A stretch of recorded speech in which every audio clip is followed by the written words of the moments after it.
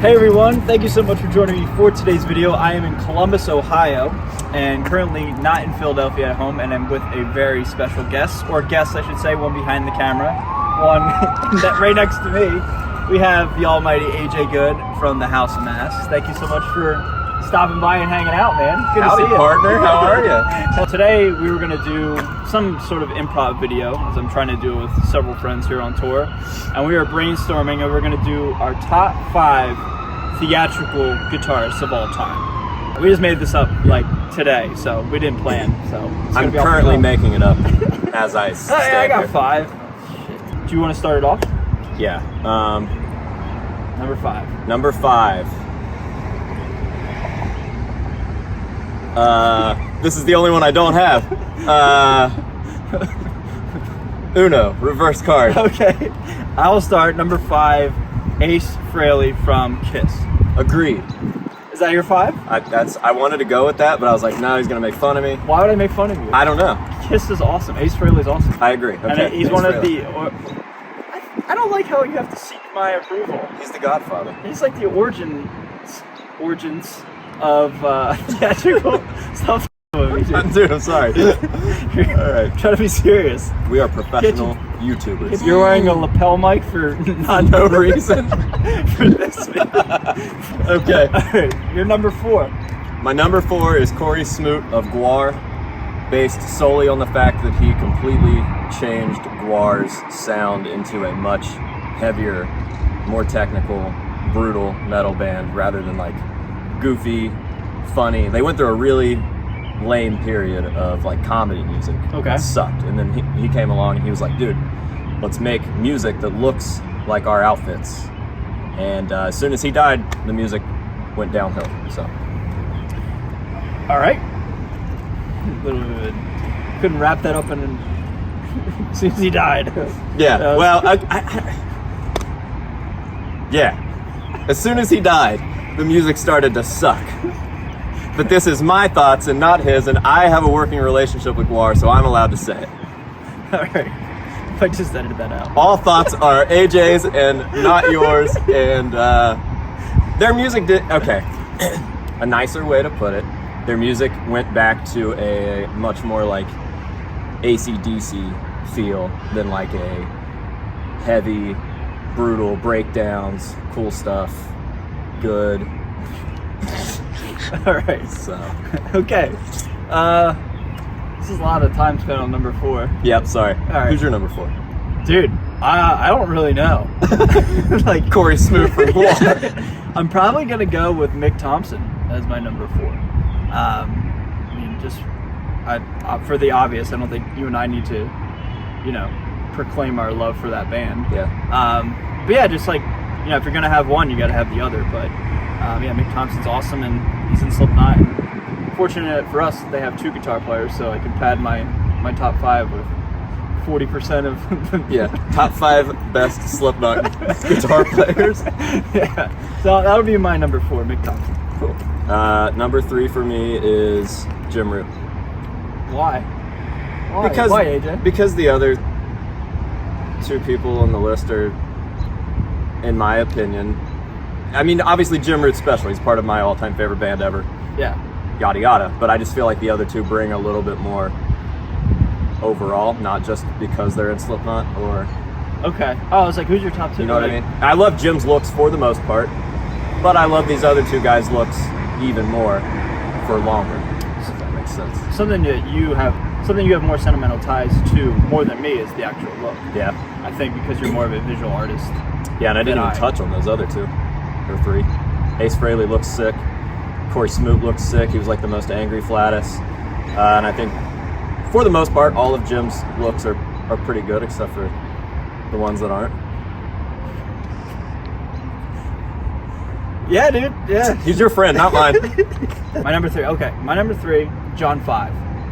Interesting. Yeah, dude. Okay. When he was with Marilyn Manson, I thought he looked the sickest. Yeah. I used to be afraid of John 5. Really? Because back when we had Guitar World magazines, he was in all the ads with the purple makeup smear, and, like the pasty white face, and like, I don't know, like he looked like somebody would be in Marilyn Manson's band, but he's like doesn't fit that shtick at all. Like, he's just like a good, wholesome dude. And then he went to Rob Zombie, and then now he's in Motley Crue. You know, as you do. What a lineup there. Yeah, dude, what a resume. Yeah. I think it was with David Lee Roth before Marilyn Manson. It's crazy. That's awesome. Yeah, I love his. Probably my all-time favorite guitar is his lava guitar. Yeah, I think for like gimmicky guitars, that's like the coolest one ever. It really is. Looks like a lava lamp. Yeah, super sick. Yeah, so like I don't even really necessarily like John 5's music more than I like just like his presence and his aura, his shtick, his gimmick, his look. And what's interesting, I find fascinating, like John 5 never gets compared to West Borland or Slipknot or Mudvayne, even though you could very well do that. You notice that? Like nobody ever like, oh, he's a ripoff of X, Y, and Z. He always just has his own thing. I think it's because he's incredibly talented. For sure. Good choice. Thanks, man. Wheel 2.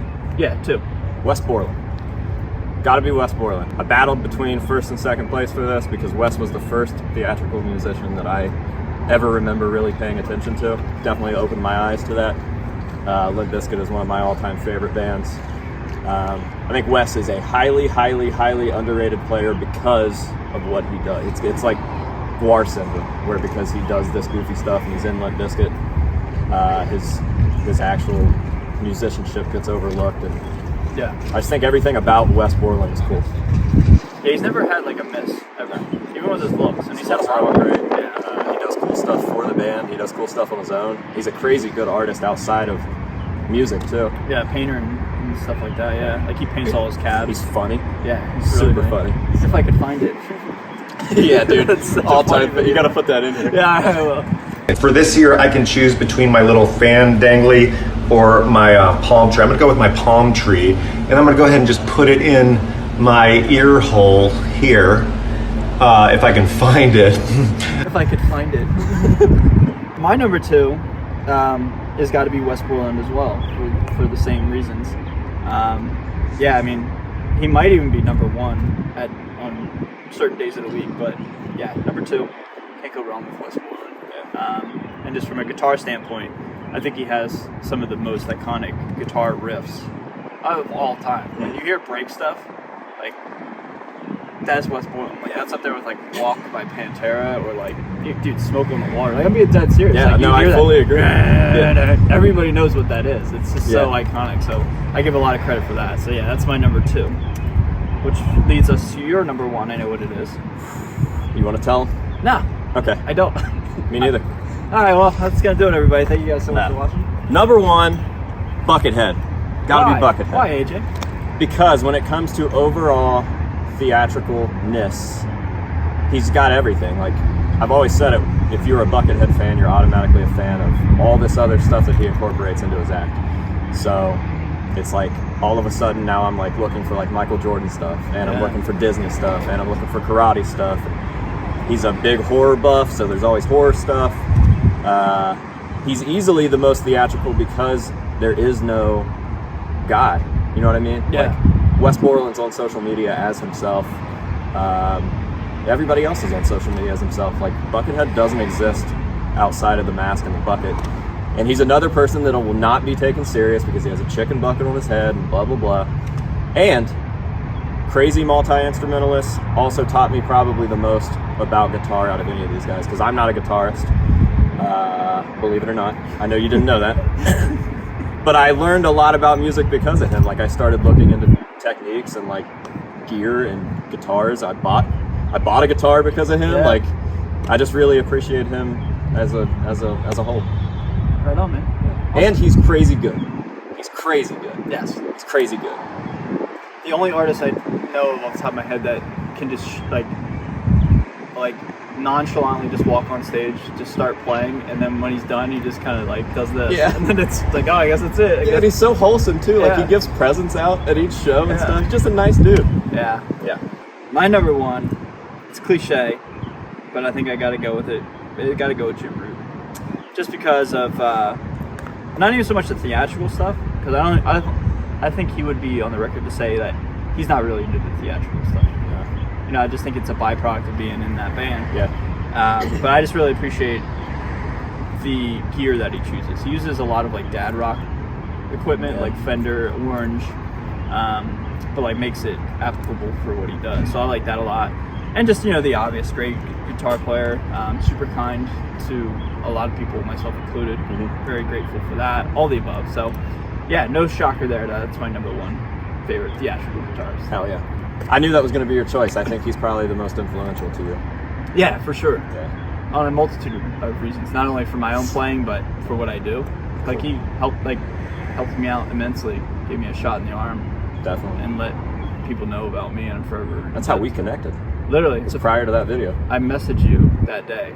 Yeah. It's like, hey man, I know you don't know me, but I'm about to do this. And now here we are. Yeah. Look at us now.